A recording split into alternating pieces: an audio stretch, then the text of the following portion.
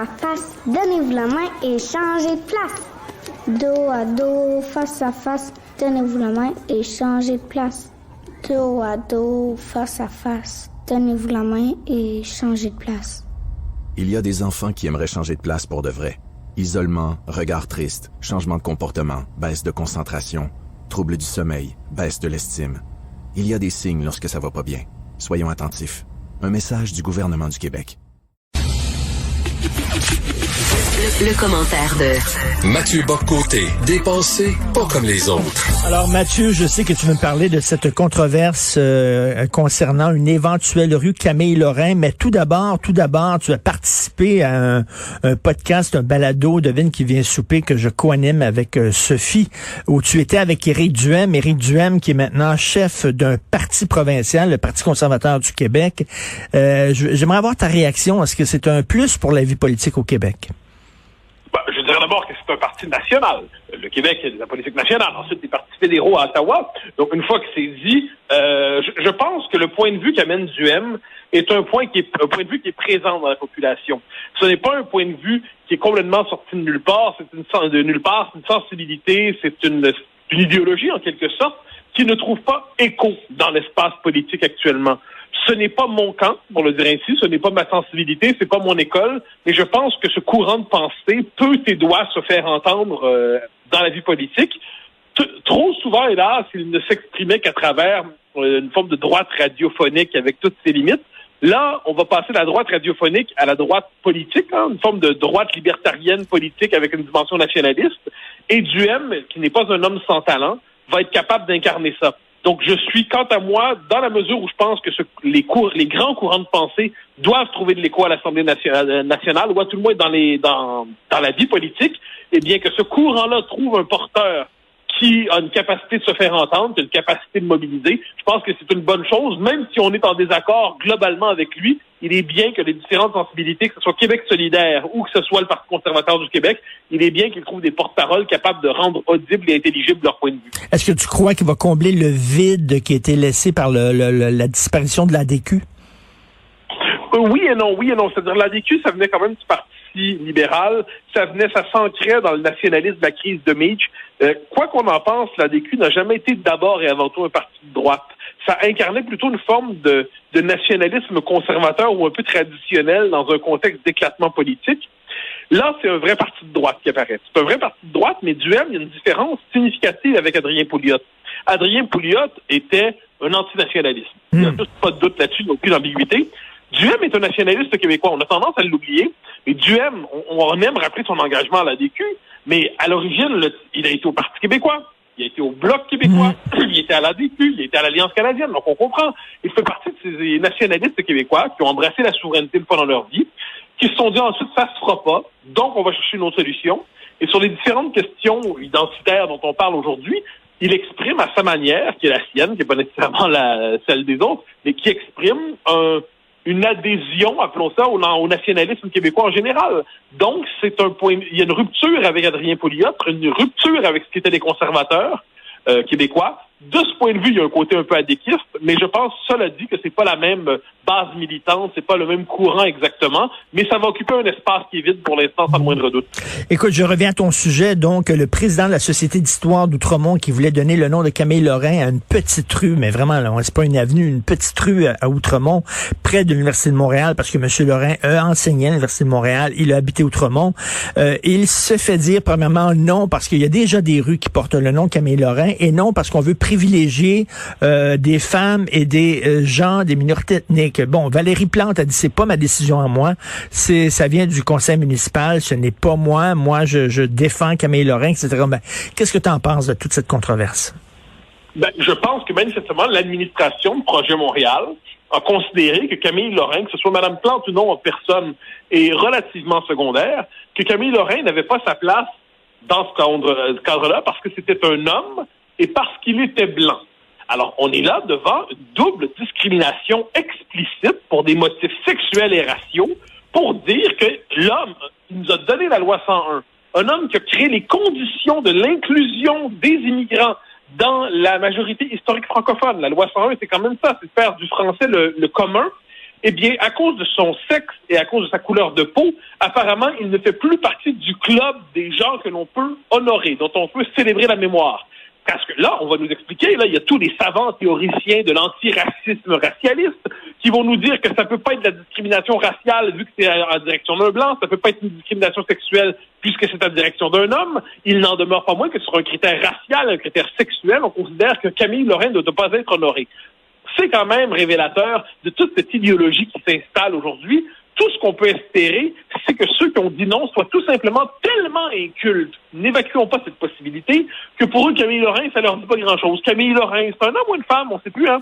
Alors là, Camille Lorrain, eh bien, il y a quand même là-dedans, si on considère que selon les nouveaux critères de la représentativité ethnique et sexuelle, Camille Lorrain ne mérite pas une reconnaissance, eh bien, on voit dans quelle société on est en train de nous enfermer. Ce n'est pas une société démocratique, c'est pas une société libérale, c'est pas une société d'égalité, c'est une société clanique, c'est une société en silo, c'est une société de la discrimination légitimée, apparemment, pour peu qu'elle vise certains groupes. Moi, je trouve que c'est assez grave. Quand on sait par ailleurs le profil idéologique de Projet Montréal, quand on sait dans quelle direction dirige Projet Montréal, qui envisage désormais, si je peux me permettre, l'accorder le droit de vote à ceux qui sont pas citoyens. Donc, manifestement, il n'y a pas une grande conscience nationale chez Projet Montréal. Quand Projet Montréal, on sait que c'est le parti qui reconnaît, qui promeut la théorie du racisme systémique. Pour moi, tout ça, finalement, il y a quand même des liens entre tout ça. Voilà un état d'esprit où l'expression du nationalisme québécois passe désormais pour quelque chose d'illégitime. Donc, c'est un parti woke, faut le dire. Là. Ah ben oui. Ben moi, c'est particulier parce que la dernière fois, bien les électeurs, parce que Projet Montréal, il y a deux choses là-dedans. Quand c'est le parti qui dit on va chercher à aménager les quartiers dans une espèce d'esprit de quartier, presque un esprit de village, pour permettre aux gens de se réapproprier leur ville, qu'elle ne soit pas confisquée par les grands promoteurs, c'est un parti qui, je pense, qui s'est construit autour de ça. Mais aujourd'hui, idéologiquement, c'est woke de chez woke. C'est le parti woke de Montréal, c'est le PWM. Donc, de ce point de vue, on est devant un parti qui, sur son fond idéologique aujourd'hui, ce n'est pas la défense des quartiers, ce n'est pas la défense d'une ville durable, c'est pas la défense d'un Montréal qui, autrement dit, retrouverait son côté chaleureux. Je pense que les gens vont voter Projet Montréal pour ça. C'est un parti woke qui, fondamentalement, fait du refus du nationalisme québécois et de la nation québécoise son principe fondateur. On l'avait compris, mais ils ont senti le besoin de nous le rappeler. Et il y a beaucoup d'hommes blancs qui ont joué des rôles importants dans l'histoire du Québec, dans l'histoire de Montréal. Est-ce qu'il faudrait les oublier sous prétexte que c'est des hommes blancs? On vient de donner le nom de Léo Major, qui est un héros, un militaire québécois qui a entre autres arrêté lui-même 93 soldats ennemis à lui tout seul. Il a fait la guerre de Corée, un héros. On lui a donné le nom d'une petite voie là qui mène à la caserne de Valcartier. Est-ce qu'on aurait dû dire non, Léo Major, c'est un homme blanc, on veut rien savoir? Voyons. Mais on y arrivera, c'est ça qui est terrible. Hein? C'est-à-dire, moi, je veux célébrer Léo Major, pas parce que c'est un homme blanc, parce que c'est un héros de guerre, et le Québec est quelquefois inconscient de sa tradition militaire. Et je serais prêt à célébrer, en fait, c'est ça qui est fou. On veut célébrer de grands Québécois. On veut pas leur faire passer un test d'épiderme pour voir quelle est la couleur de leur peau quand on veut les célébrer. Je veux dire, il y a quelque chose là-dedans, on nous amène peu à peu, bien franchement, de manière assez accélérée, on nous amène dans un monde où, fondamentalement, il y a une forme d'enfermement dans des cases raciales. Puis si on s'oppose à ça, si on s'oppose à cette logique, on risque d'être accusé de discours haineux, comme c'est la nouvelle mode apparemment. Apparemment, discours haineux, discours diffamatoire. En quoi? Parce qu'on n'est pas... Si on s'oppose à leur définition de nos woke, du vivre ensemble, eh bien, on est dans le discours haineux. Eh bien, moi, je constate qu'il faut examiner très finement ce qui nous tombe dessus en ce moment. Et il faut refuser, mais je le dis avec l'énergie du désespoir, il faut refuser l'encasernement ethnique, l'encasernement racial. Il faut embrasser la culture québécoise, une culture, on peut y adhérer. Et pour ça implique justement de renouer avec un principe d'universel, de ne pas se dire qu'on peut s'identifier seulement aux gens qui ont exactement le même visage, le même type physique. On est quand même, ça là, c'est les lois raciales à prétention progressiste. Il faut savoir de quoi on parle. On est devant des gens qui nous disent, eh bien, vous ne pourrez vous sentir représenté que par quelqu'un qui vous ressemble exactement. Bon, c'est une logique clanique et tribale. Donc devant cela, je crois, nation, plus culture, plus universalisme, ce sont les trois piliers qui nous permettent de résister à cette espèce de discours délirant. Tout à fait. Et une des façons, si vous voulez savoir comment résister justement au woke, au phénomène woke, il y a toujours le dernier livre extraordinaire de Mathieu Bock-Côté, La révolution racialiste. Bonne chance dans tes entrevues à Paris, Mathieu. On se reparle demain. Merci infiniment. Bye bye. La vaccination contre la COVID-19 est en cours, mais l'ensemble de la population n'est pas encore protégée. Même si vous êtes vacciné, vous devez continuer d'appliquer les mesures sanitaires. Portez un masque, maintenez la distanciation physique et lavez-vous les mains régulièrement. En cas de symptômes, passez un test de dépistage et respectez les consignes d'isolement. Apprenez-en davantage sur les mesures au québec.ca/coronavirus. Respectons les règles, tout le temps, sans exception. Un message du gouvernement du Québec.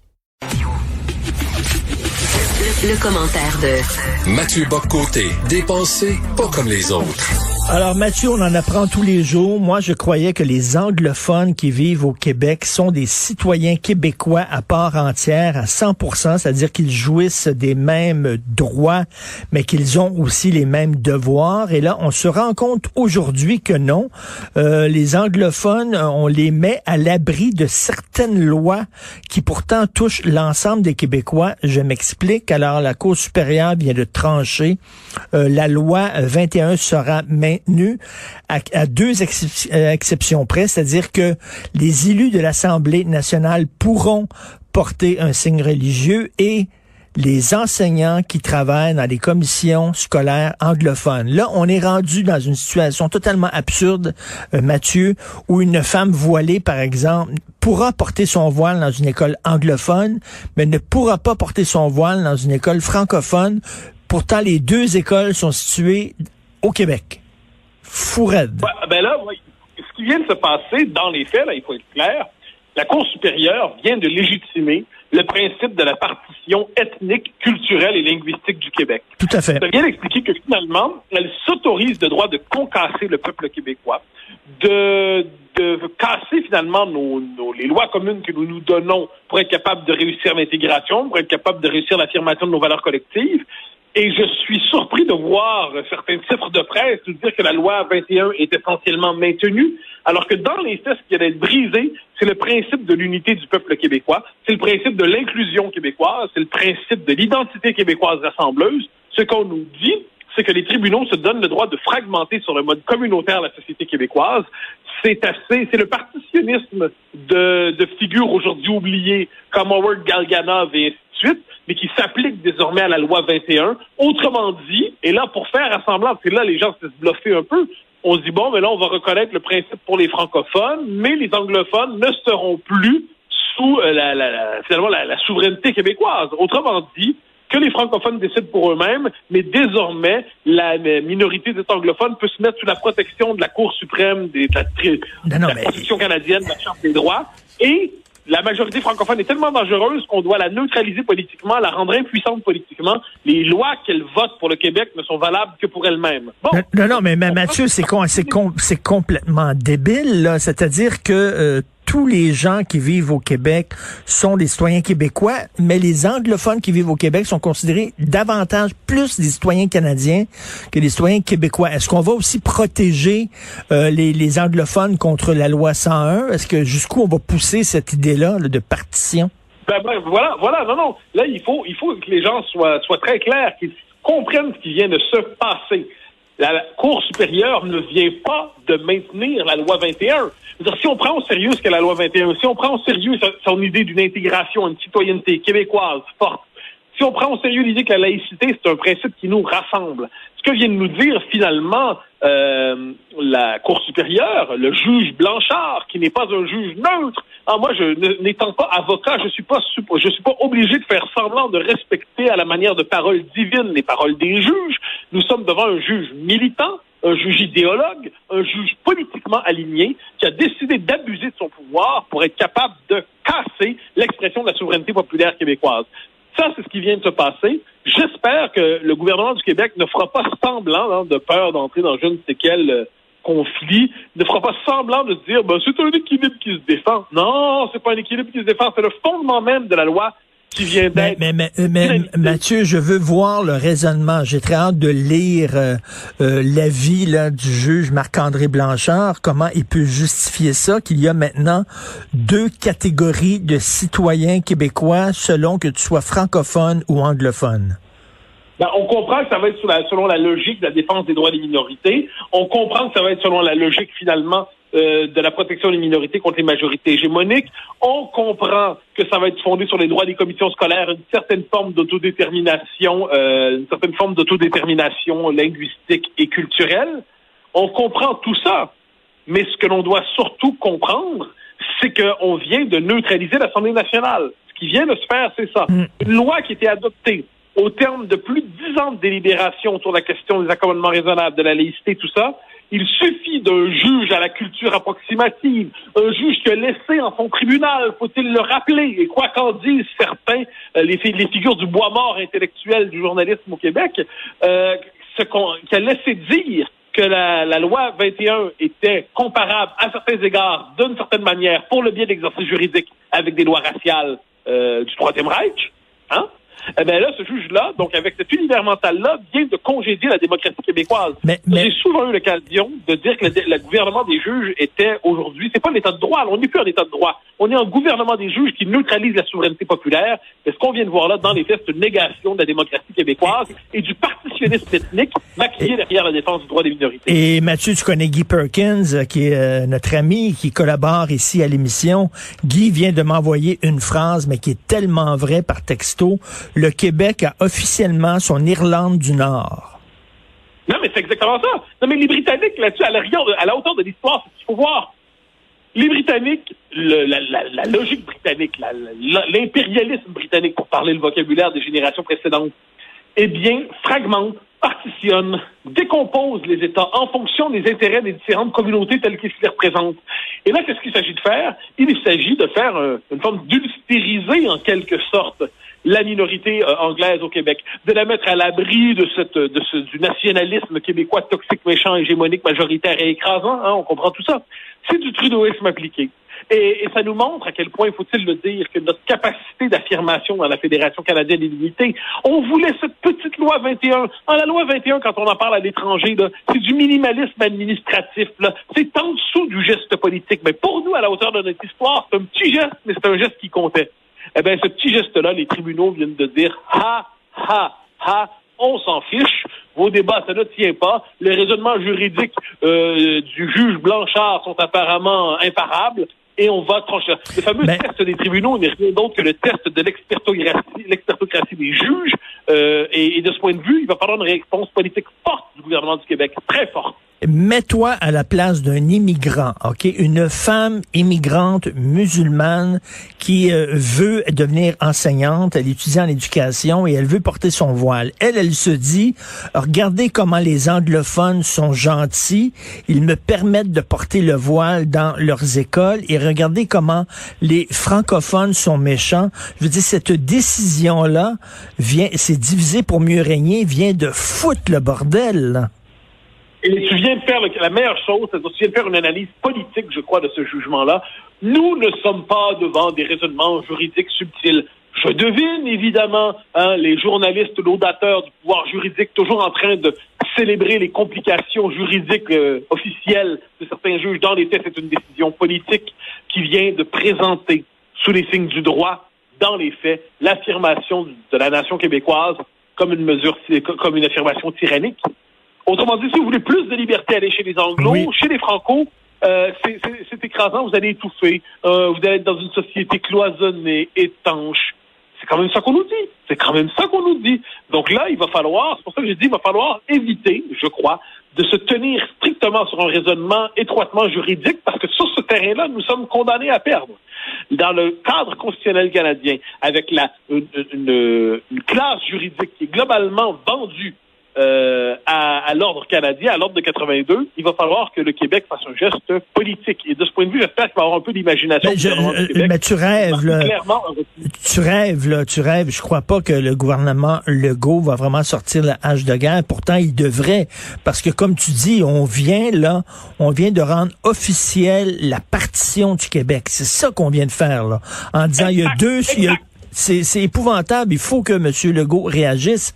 Mais je sais pas, je vois plus le verre à demi vide que toi. Moi je le vois, moi je vois le verre à peu près complètement vide.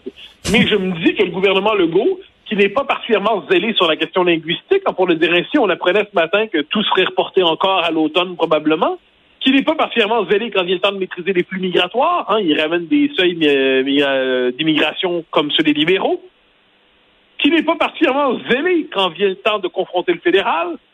Le seul pilier de son nationalisme, c'est la loi 21. S'il consent à la laisser déchiqueter, on va commencer à dire que le nationalisme du gouvernement Legault est beaucoup trop cosmétique. Moi, je crois à la bonne foi, à la sincérité de François Legault. Je pense que c'est quelqu'un qui a à cœur les intérêts du Québec. J'espère qu'il va voir que malgré la COVID, malgré tout ce qu'on a, ce qui vient de se passer là, c'est fondamental. Mathieu, de toute affirmation québécoise. Mathieu, je suis furieux. Je suis vraiment en tabarnouche parce que je veux dire, c'est comme s'il y avait une loi et on disait une loi votée à l'Assemblée nationale et là on dit oui, mais cette loi-là va s'appliquer seulement aux hommes, pas aux femmes, ou alors seulement aux hétéros, pas aux gays. Tout le monde capoterait, mais c'est ce qu'on vient de dire. On vient de dire qu'il y a 2 catégories de citoyens maintenant et surtout on vient de dire aux immigrants, regardez, le bon côté, c'est les anglophones qui sont accueillants, qui sont ouverts, et les pauvres francophones, mais eux autres sont fermés parce qu'ils ont besoin de se protéger. Exactement, et ça transfère en plus, ça consacre le fait que les anglophones sont désormais sous la protection bienveillante de l'État fédéral contre les méchants nationalistes provinciaux du Québec. C'est quand même ça qu'on nous dit. C'est quand même ça qu'on dit. Non, moi je suis dans... Quand j'ai vu ici et là des gens dire « Ouf, la loi est préservée », non, la loi est pas préservée. Ouvrez-vous les yeux, camarades, ouvrez-vous les yeux, compagnons, c'est grave ce qui vient de se passer. C'est très, très grave. Non, je suis pour reprendre tes mots en tabarnouche. En tabarnouche. C'est très grave ce qui s'est passé, en fait. Et je suis... toute mon attention, maintenant, va vers le gouvernement du Québec. Qu'est-ce que le gouvernement du Québec va faire? Mais non, mais le Québec est un fromage suisse. Avec des trous. Avec des trous maintenant, c'est ça. Oui, mais justement, comment le Québec réagit devant ça? Est-ce que le Québec dit « OK, c'est correct, on va s'arranger, ça va aller » ou est-ce que le Québec décide de dire non, ce jugement-là est illégitime, ce jugement-là, nous ne l'acceptons pas, et là, il y a des possibilités. On n'est même pas encore dans la Cour suprême, là. Donc là, c'est quoi les possibilités? C'est un référendum sur la laïcité? C'est le gouvernement Legault qui conteste la légitimité de la décision? Je suis curieux de savoir c'est quoi. Je suis curieux de savoir ce que vont dire les péquistes là-dedans. Comment les péquistes disent, quel est leur positionnement par rapport à ça? Je suis curieux de savoir ce que vont dire les libéraux. Est-ce que les libéraux tolèrent cette espèce de partitionnisme ethnique soutenu par les tribunaux canadiens? Est-ce qu'ils acceptent l'ulstérisation du Québec? Est-ce qu'ils l'acceptent? Alors voilà, écoute, pendant qu'on se parle, il y a Pierre Saint-Paul Plamondon qui dit qu'on vient de nous imposer l'idéologie du multiculturalisme. Très bien. Il a exactement la bonne réaction. Maintenant, j'ai hâte de voir ce que va dire le gouvernement. Mais il y a la bonne réaction. Et il dit voilà, les anglophones sont différents maintenant des francophones. Donc, c'est ça qu'il est en train de dire. J'ai très hâte de voir ce que la CAQ va dire. C'est inacceptable, ce jugement-là. Vraiment. Merci beaucoup, Mathieu. Bonne journée. Bye-bye. Donnez-vous la main et changez de place. Dos à dos, face à face, donnez-vous la main et changez de place. Dos à dos, face à face, donnez-vous la main et changez de place. Il y a des enfants qui aimeraient changer de place pour de vrai. Isolement, regard triste, changement de comportement, baisse de concentration, trouble du sommeil, baisse de l'estime. Il y a des signes lorsque ça va pas bien. Soyons attentifs. Un message du gouvernement du Québec. Le commentaire de Mathieu Bock-Côté, dépensé pas comme les autres. Alors, Mathieu, hier, lorsqu'on s'est parlé, le jugement concernant la loi 21 venait juste de tomber, donc on s'en est parlé à chaud. 24 heures plus tard, on va s'en parler à froid. T'étais très fâché hier. Écoute, premièrement, comment tu as réagi? Je sais pas si tu as vu Dominique Anglade, chef du Parti libéral du Québec, qui dit « Si moi, je deviens premier ministre, je ne reconduirai pas la clause dérogatoire. » On le savait, c'était sa position déjà. Donc, elle nous explique qu'en dernière instance, l'Assemblée nationale ne peut pas fixer les paramètres de l'intégration au Québec et qu'elle doit évoluer strictement dans les paramètres de la Constitution que nous n'avons pas signée et du multiculturalisme canadien qui est au cœur de cette Constitution. Nulle surprise ici. Ensuite, il y a Mme Massé. Mme Massé, qui a un discours assez particulier pour une souverainiste, qui consiste à reconduire ce préjugé voulant que les francophones soient fondamentalement, on pourrait dire, répressifs sur le plan des droits, et que les anglophones soient plus ouverts à la diversité, plus ouverts sur le plan des droits. Donc, elle vient nous dire, finalement, elle vient légitimer le jugement de la Cour supérieure en disant le modèle anglophone est supérieur au modèle francophone et nous devons lorgner vers ce modèle. La CAQ, puisque je fais l'espèce de bilan des quatre, la CAQ vient nous dire, elle nous offre une position un peu molle, hein. C'est-à-dire fait semblant de se réjouir du jugement, mais nous dit que sur quelques détails, elle s'en désole. Non, c'est fondamental ce qui s'est passé, on l'a dit hier, la Cour supérieure vient institutionnaliser la logique de la partition ethnique au Québec. Quant au Parti québécois, je dis pas ça pour le flatter, mais il se tient dans la crise, il ne s'est pas couché. Cela dit, il est moins puissant qu'il ne le devrait pour peser dans le débat, mais il tient quand même une position ferme. Il n'en demeure pas moins qu'on aurait souhaité une réaction plus vive de notre classe politique pour défendre les droits de l'Assemblée nationale et non pas des gens qui finalement finissent par flirter avec le gouvernement des juges. Mais on a beaucoup parlé de la Charte des droits et libertés canadienne en disant que ça nous verrouillait, mais Marc-André Blanchard, à sa décharge, a tenu compte aussi de la Charte des droits québécoises qui a été adoptée par des Québécois aussi dans son jugement. Oui, mais avec cette singularité, il faut jamais l'oublier, que la Charte québécoise des droits, la Charte des droits et libertés, eh bien, c'est une charte que l'on peut modifier par décision de l'Assemblée nationale, premier élément. Autrement dit, nous ne sommes pas devant un document qui a la même portée, qui a la même signification que la Charte canadienne, qui, elle, est un texte constitutionnel qui vient surplomber, qui vient anéantir même à certains égards la souveraineté parlementaire. Deuxièmement, il faut quand même noter qu'il y a une forme de, appelons ça, d'imagination juridique capricieuse chez Marc-André Blanchard pour être capable d'instrumentaliser la charte pour en arriver la charte québécoise pour en arriver aux conclusions politiques qu'il voulait. Troisième élément, il faut savoir en dernière instance quelle est la source de la légitimité de nos décisions collectives. Je suis, quant à moi, partisan d'un primat du politique plutôt que d'un primat du gouvernement des juges. Le politique québécois, après 10 ans, 12 ans de débat autour de cette question-là, a cherché à travers la loi 21 à fonder un modèle d'intégration adapté à la réalité québécoise.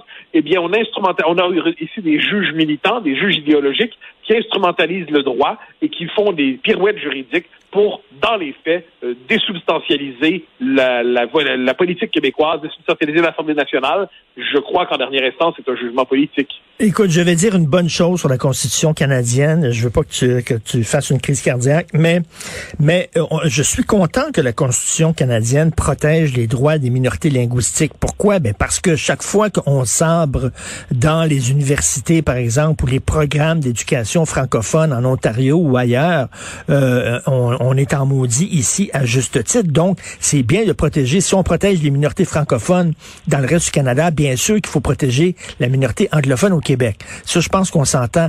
Là où j'ai de la difficulté, c'est qu'on leur protège pas seulement le droit d'être éduqué dans leur langue, c'est un droit fondamental, mais là, on dit que ta religion, le respect des religions et des signes religieux fait partie de la culture anglophone. Et c'est là où je comprends pas vraiment. Mais bien sûr. Mais c'est là le problème. C'est que finalement, les droits linguistiques sont transformés en base de droits ethno-culturels religieux différenciés. Ah bon? OK. Donc là, on n'est plus dans la logique des droits linguistiques. Ensuite, faut-il rappeler, puis ça, moi, je tiens à le rappeler, que il n'y a pas on pourrait dire, d'effet de miroir entre la communauté anglophone au Québec et les communautés francophones au Canada. Dans les faits, la minorité anglophone au Québec appartient à la majorité anglophone canadienne, elle appartient à la majorité anglophone continentale, et elle est en plus dans un État non souverain, un demi-État relativement impuissant, qui a des pouvoirs assez limités finalement.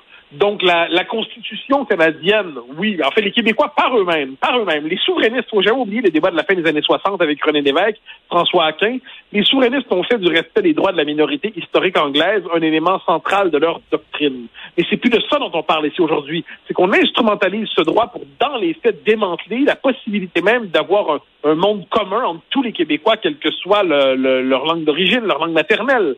Donc là, c'est quand même cette idée qu'il y a deux Québec dans un. C'est cette forme de partitionnisme ethnique qui s'appuie sur les droits linguistiques. En dernière instance, c'est le pouvoir qui décide de diviser les Québécois les uns contre les autres en contestant la légitimité de l'Assemblée nationale. Et quand tu dis, là, il faut pas faire un effet miroir entre les minorités linguistiques francophones au Canada et la minorité anglophone au Québec, même Erin O'Toole est d'accord avec toi. Tu te souviens le discours qu'il a fait en disant, c'est faux. Les minorités francophones au Canada sont beaucoup plus vulnérables que la minorité anglophone au Québec. Oui, c'est une forme de reconnaissance tardive, hélas. C'est-à-dire que moi, je suis toujours frappé par ceux qui arrivent après le désastre et qui se présentent comme des modèles de lucidité. Je veux dire, aujourd'hui, dans la réalité des choses, le français hors Québec, il est dans une situation d'extinction. C'est ça la vérité des choses. Au Québec, il est en situation de croissance, l'anglais. Donc, la seule situation, si on voulait vraiment au Canada, là, on se dit l'indépendance se fera pas, mais on veut quand même reconnaître les droits différenciés du Québec en matière linguistique, on accepterait que le Québec se dérobe à la loi fédérale sur les langues officielles. On accepterait que le Québec ait sa propre politique d'immigration. On accepterait d'institutionnaliser une citoyenneté québécoise. On accepterait de redéfinir les politiques de financement des universités et des cégeps pour s'assurer que la dynamique institutionnelle québécoise favorise le français. Mais on fait rien de tout ça. Mais on accepte tardivement de reconnaître la fragilité du français. Merci pour votre lucidité tardive, messieurs, dames, mais là, on est rendu au moment de l'action. Et c'est pour ça que je pense qu'au Québec, en ce moment, il y a par ailleurs un réveil linguistique. Il faut bien le noter. C'est un réveil linguistique qui est étonnant à certains égards, mais qui est bien réel autour de la question du cégep, autour de, plus largement, je pense, de la question dont on sent bien que la situation, il y a une forme d'effondrement linguistique dont nous sommes contemporains. Et on se dit qu'il faut faire quelque chose. S'agit-il du premier cri d'une renaissance ou d'un dernier cri d'agonie? Je ne le sais pas, mais je veux néanmoins voir dans cette espèce de sursaut la marque d'une action prochaine. Mais c'est bizarre aussi parce qu'il y a quelque chose d'insultant dans ce jugement-là en disant pour les anglophones, c'est très important le respect des droits fondamentaux, le respect de la religion, alors que pour les francophones, c'est pas important, eux autres. Là. Ça fait pas partie de leur culture. Non, c'est faux. Ça reconduit le préjugé trudeauiste sur les francophones qui laissaient eux-mêmes écraseraient les droits des minorités. C'est pas qu'on écrase les droits des minorités, c'est qu'on aborde la société avec une autre philosophie, avec une autre lecture de la société. On ne consent pas à cette espèce de communautarisme, de fragmentation communautariste. On croit au commun. On pense que la religion ne doit pas déborder toujours dans l'espace public de mille manières. On pense que la vocation des nouveaux arrivants, c'est de rejoindre le peuple québécois et non pas de dégrainer la société québécoise en 1000 communautés sur une base raciale et religieuse. Bon. C'est une autre lecture du monde. Le Québec porte sa propre vision du monde en Amérique. Mais ça, apparemment, ce serait la marque distinctive, communautaire, régressive, contre laquelle on brandit l'universalité tolérante anglophone. Jugement totalement déplorable. Et en terminant, écoute, je veux dire aux gens que tu es à Paris, tu fais la promotion de ton livre, et si vous voulez voir comment Mathieu se défend à Paris, parce que les émissions de débat là-bas, c'est pas comme ici, là. C'est vraiment, c'est corsé et tout ça. On peut déjà, là, te fait quelques émissions. Sophie, ma conjointe, a entendu, je pense, avec Natacha Polony, ça se peut-tu? Oui, c'était avec Ali Badou à France Inter, donc la grande radio du service public, où j'étais samedi dernier avec un animateur qui, disons, témoignait d'un scepticisme marquant. En fait, l'animateur est normalement assez neutre dans cette émission, et là, sur ce coup-là, il a décidé d'être très militant, comme je lui ai fait remarquer en ondes, mais en ce moment, chaque jour, je fais 2 ou 3 émissions pour assurer la promo du livre. Donc, soit je fais des entrevues, soit je participe à des émissions de débat. On peut voir ça sur Internet, mais on peut voir ça sur Internet, soit à la télé ou à la radio, écouter ça, mais Sophie a dit que tu étais super bon avec Natacha Polony. Merci beaucoup, Mathieu. La vaccination contre la COVID-19 est en cours pour les groupes prioritaires. Allez sur québec.ca/vaccin COVID pour suivre la séquence de vaccination prévue dans votre région et prendre votre rendez-vous en ligne. Au besoin, vous pouvez téléphoner au 1-877-644-4545. Après avoir reçu le vaccin, vous devez continuer de vous protéger en respectant les consignes sanitaires de base. C'est important. Le vaccin, un moyen sûr de nous protéger. Un message du gouvernement du Québec. Le commentaire de Mathieu Bock-Côté, dépensé pas comme les autres.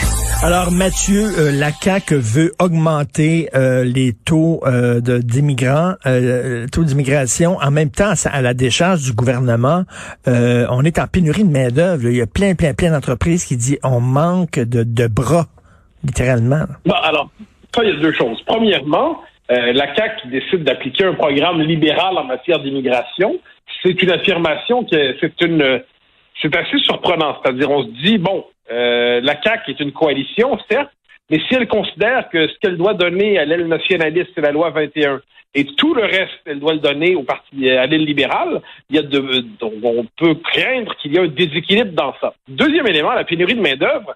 Là, il va falloir rappeler, là-dessus, il y a un très bon livre qui a été écrit par Jacques Houle, Disparaître, en 2018, je crois, et qui analyse finement la question de la pénurie de main-d'œuvre. Je l'ai d'ailleurs interviewé sur mon blog, je l'ai interviewé à mon émission, et la notion de pénurie de main-d'œuvre est une notion qui n'a pas vraiment de sens. C'est-à-dire, si cette notion-là, en tant que telle, n'est pas vraiment confirmée par l'analyse économique, à peu près tout, j'ajouterais que tous les économistes un peu sérieux qui touchent à ça disent la pénurie de main-d'œuvre est une fiction idéologique. Ce qu'on voit, ça veut dire, c'est que certaines entreprises veulent du cheap labor et sont pas prêtes à payer pour avoir leurs employés, donc misent sur une main-d'œuvre étrangère pour continuer à faire fonctionner un modèle économique qui, en lui-même, ne tient pas en certaines circonstances. Donc, c'est dans certains domaines très particuliers. C'est rarement dans les domaines qui sont les plus créatifs sur le plan de la richesse et ainsi de suite. Donc, c'est de la rhétorique idéologique, la pénurie de main-d'œuvre aujourd'hui. Je dis pas qu'il n'y a pas dans certains secteurs très ciblés. Je dis que sur le fond des choses, ça justifie d'aucune manière la hausse des seuils. D'ailleurs, je rappelle que avant, quand on était dans une situation de croissance économique, on nous disait il faut une hausse de l'immigration parce qu'il y a une pénurie de main-d'œuvre. Et là, inversement, on nous dit on est dans une situation de crise économique, il faut une hausse de l'immigration pour relancer la machine. Donc, quel que soit le scénario, il faut toujours augmenter les seuils, on l'aura compris, alors qu'au même moment, on prend conscience comme jamais de la situation du français à Montréal et à Laval, alors qu'on constate que l'intégration ne fonctionne pas, alors qu'on constate une dimension politique à l'immigration, quoi qu'en disent ceux qui décident de s'aveugler. Moi, je suis assez renversé de voir la CAQ agir ici contre contre les intérêts du Québec. Je pense qu'on n'a pas les moyens d'intégrer autant de gens. Et deuxièmement, contre ses propres intérêts politiques, c'est assez fascinant quand même, parce qu'en dernière instance, la politique d'immigration la précédente a été fixée en fonction des intérêts électoraux du Parti libéral, et manifestement, la CAQ décide de les endosser. Est-ce que tu es vraiment surpris parce que François Legault et la CAQ, c'est quand même un parti qui est très près du milieu des affaires. L'économie, c'est très important pour François Legault. Regarde tous les pouvoirs qu'il donne à Fitzgibbon, à Investissement Québec, etc. Et le milieu des affaires, c'est un milieu qui veut davantage d'immigrants. Alors moi, l'économie, moi je trouve que c'est très important. Comme tout le monde, j'espère qu'on a une économie prospère, une économie en croissance, une économie qui nous rend collectivement plus riches et individuellement plus riches. Et c'est à la lumière de ce souci que je partage avec François Legault à ce point de vue que je m'oppose à cette augmentation des seuils. Et ce qui m'inquiète là-dedans, c'est à quel point le milieu des affaires, ses intérêts ont pour une forme d'adhésion idéologique au libre-échangisme intégral. Pour le milieu des affaires, la notion de frontière fait problème fondamentalement. Le milieu des affaires fait toujours pression pour avoir une main-d'œuvre à bon marché. Le milieu des affaires semble pas conscient que quand on fait venir des gens, mais ça augmente la demande de main-d'œuvre, ce qui fait qu'on doit faire venir d'autres gens, ce qui augmente la demande de main-d'œuvre, de services et ainsi de suite. Donc, on est dans une espèce de logique d'inflation permanente. Et moi, je pense que François Legault devrait se rappeler qu'il est parfaitement possible de concilier nationalisme et intérêt économique. Les deux, d'ailleurs, se croisent, mais pour cela, il doit se déshypnotiser, ou à tout le moins, il doit faire un geste d'autorité envers son aile affairiste qui, elle, souhaite du cheap labor de manière systématique, parce que c'est ça l'enjeu aujourd'hui. À un moment donné, j'étais à Verdun, à un moment donné, je mangeais un petit hot dog chez Pierrette Patate, OK? Et là, il y a un monsieur qui vient me voir, et lui, ce qu'il faisait, c'est qu'il goudronne les toits. C'est ça, sa job. Il y a une entreprise, il goudronne les toits, et c'est une job que tu fais l'été sous un soleil torride. C'est une job extrêmement difficile. Et lui, il me dit, tous les travailleurs québécois qui viennent me voir, après 2 jours, ils lâchent. Je suis obligé, je suis allé en chercher au Mexique, je les ai fait venir ici. Eux autres, ils sont vaillants. Eux autres, ils travaillent fort. Est-ce que ça se peut que on a perdu, et ça t'aimera pas ça, mais est-ce que ça se peut que pour certains jobs, on a perdu un peu de vaillance? Qu'on est loin du travailleur qui construisait le Grand Nord, puis les grandes centrales hydroélectriques, puis qu'on est un peu chochotte, le travailleur québécois? Permets-moi de reformuler l'hypothèse autrement.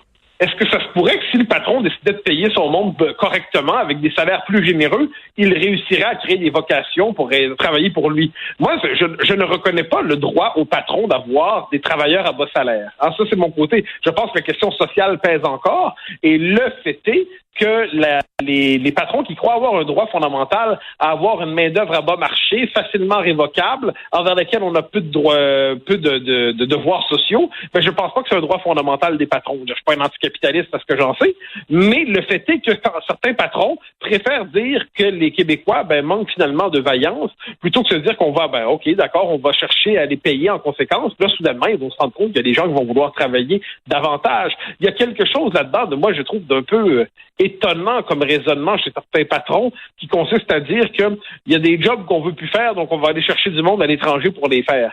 Il y a une conception là-dedans qui me semble étonnante du lien humain, du lien social. Mais j'y reviens parce qu'il faut avoir une vision d'ensemble par ailleurs.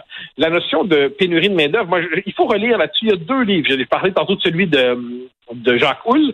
Il y a aussi celui de Guillaume Marois et Benoît Dubreuil, en 2011, je crois, qui demeure fondé. C'est Le remède imaginaire, et où il s'intéressait justement à la question, est-ce que l'immigration va sauver nos retraites? Est-ce que l'immigration va sauver, va répondre à la pénurie de main-d'œuvre et ainsi de suite? Et là, après avoir survolé un nombre incalculable d'études, les deux en arrivaient à la conclusion que pas du tout. Ça veut pas dire qu'il faut pas recevoir des migrants, qu'on se comprenne bien. Personne parle d'étanchéité des frontières. On dit simplement qu'il faut en recevoir selon nos capacités d'intégration. Or, il se trouve qu'aujourd'hui, elles sont déficitaires. Nous ne les respectons pas. Mais Mathieu, si on prend des immigrants, qui sont francophones, 2 qui acceptent nos valeurs, qui partagent nos valeurs, parce qu'on peut avoir des immigrants francophones qui ne sont pas près de nos valeurs. Donc, francophones qui ont nos valeurs, ils viennent ici, ils travaillent, ils dépensent, ils payent des taxes et des impôts, ils participent à la marche économique du Québec. Quel est le problème?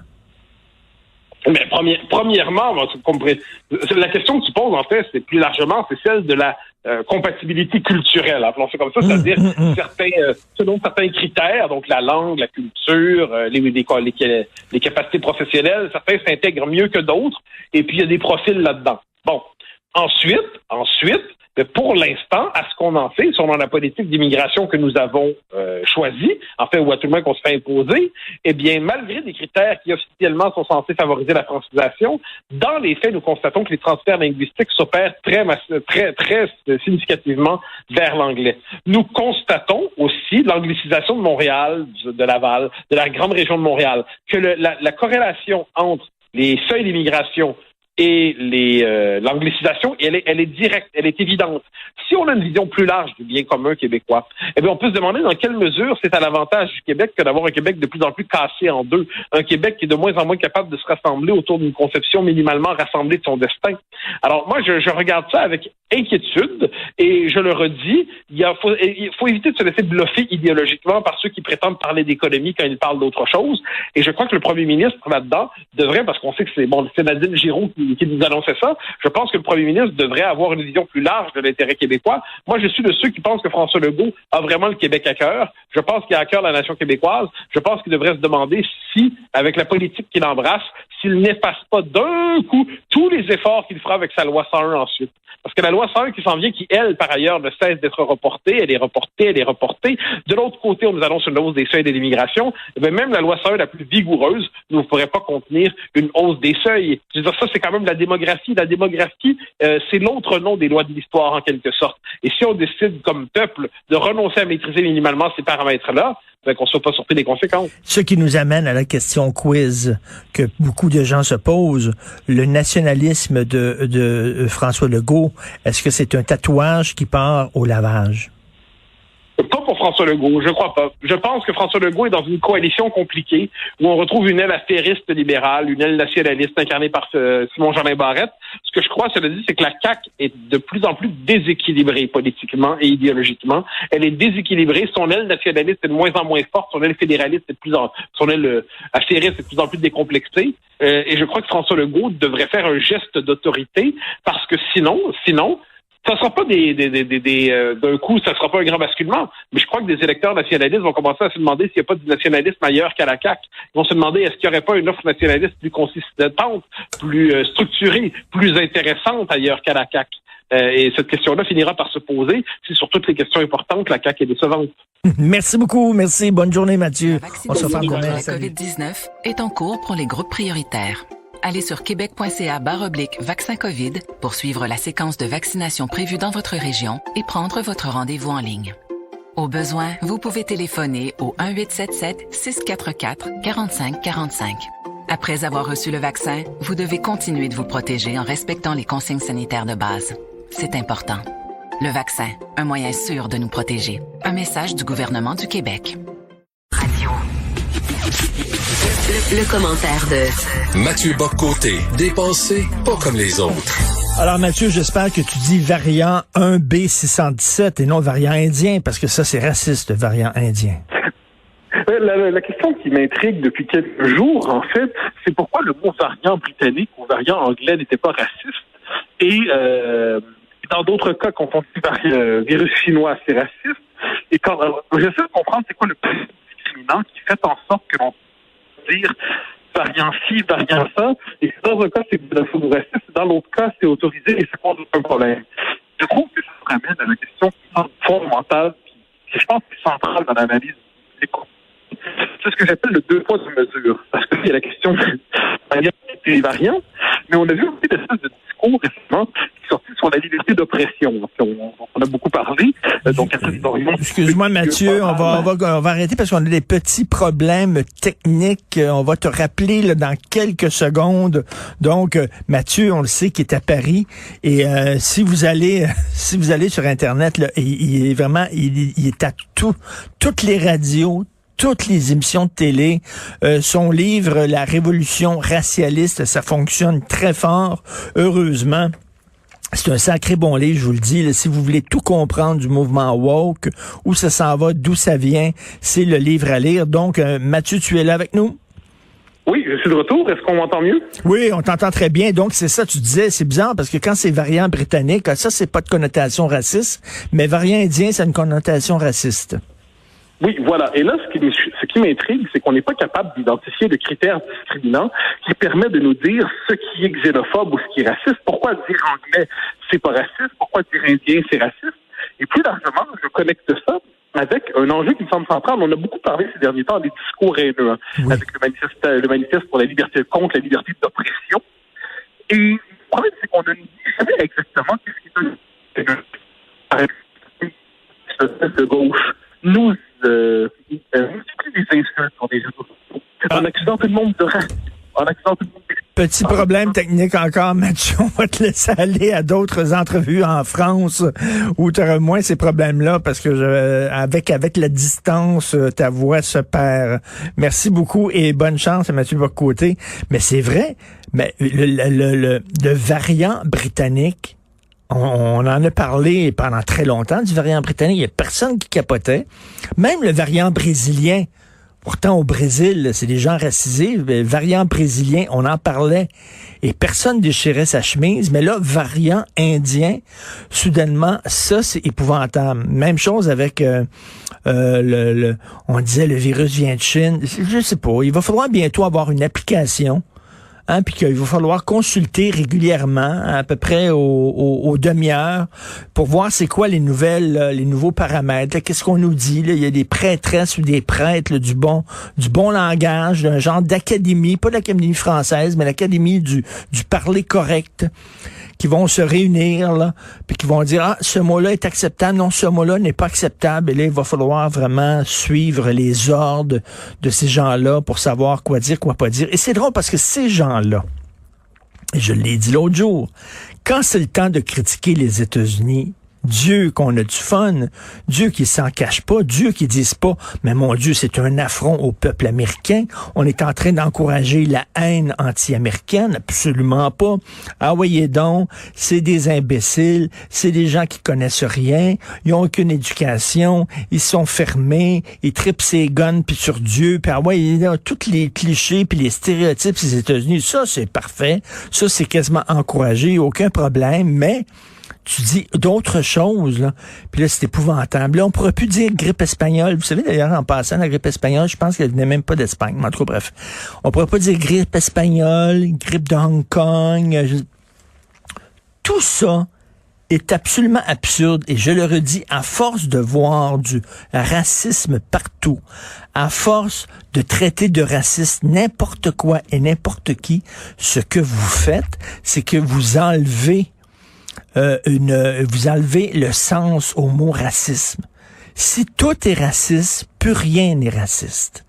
OK, c'est ça que vous êtes en train de faire, c'est que la prochaine fois, le petit garçon qui crie au loup, alors que jamais de loup, à un moment donné, le loup se pointe, il crie au loup, puis il n'y a plus personne qui le croit. C'est clair, là? Fait qu'à force de crier au racisme, là, on va tellement être habitué que vous êtes tout le temps en train de déchirer votre chemise, puis toujours en train de vous rouler en boule, puis tout le temps en train de crier, qu'à un moment donné, ça va être vraiment un acte raciste, on vous croira pas. Vous allez dire, le feu est pogné, on va dire, ben oui, le feu est pogné. T'es tout le temps en train de brailler puis de crier.